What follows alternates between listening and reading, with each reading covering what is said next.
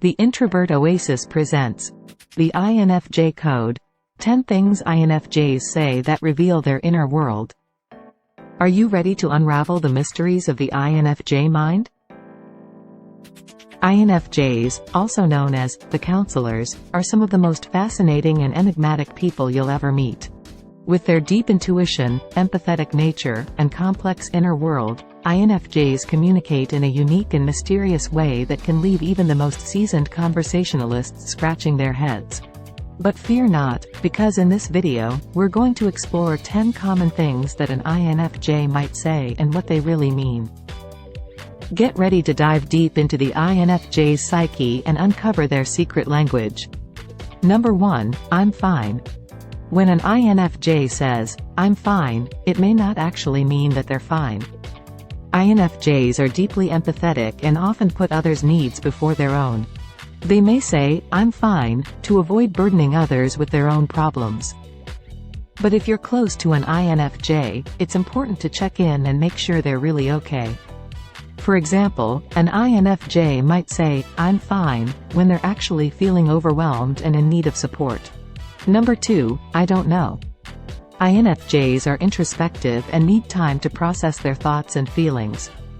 When an INFJ says, I don't know, it may mean that they need more time to reflect on a decision. This doesn't mean that they're indecisive or uncommitted, but rather that they want to make a thoughtful and informed choice. For example, an INFJ might say, I don't know, when asked to make a choice about something important, like a career move or a relationship. Number 3, I understand. INFJs are highly empathetic and can easily pick up on others' emotions. When an INFJ says, I understand, they are acknowledging the other person's feelings and trying to empathize with them. This can be a powerful way to build trust and deepen relationships. For example, an INFJ might say, I understand, when someone is upset about a difficult situation, like a breakup or a loss. Number 4, I'm sorry. INFJs have a strong desire to maintain harmony in their relationships. When an INFJ says, I'm sorry, it may not necessarily mean that they did something wrong. Instead, they may be apologizing to ease tension or maintain the peace. This doesn't mean that they're being insincere, but rather that they prioritize the relationship over their own ego. For example, an INFJ might say, I'm sorry, after a disagreement, even if they don't think they were in the wrong. Number 5, I need some time alone. INFJs are introverted and need time to recharge their energy. When an INFJ says, I need some time alone, it means they need to retreat to their inner world to process their thoughts and feelings. This can be difficult for some people to understand, especially if they're extroverted or don't need as much alone time. But for an INFJ, solitude is essential to their well-being.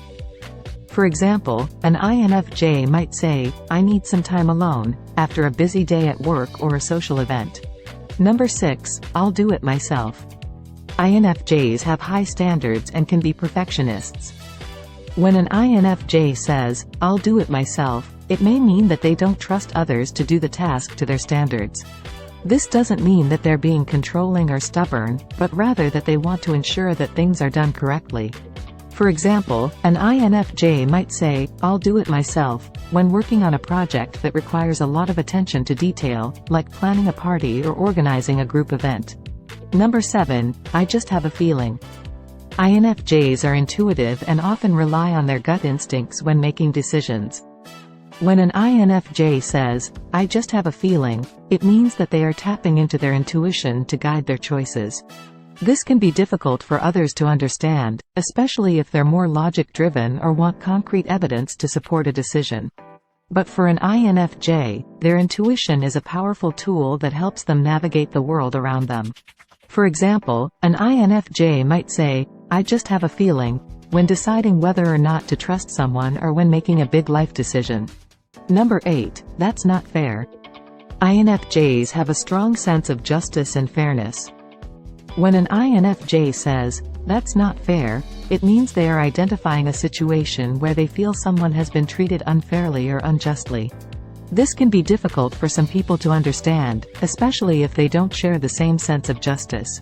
But for an INFJ, speaking out against injustice is an important part of their value system.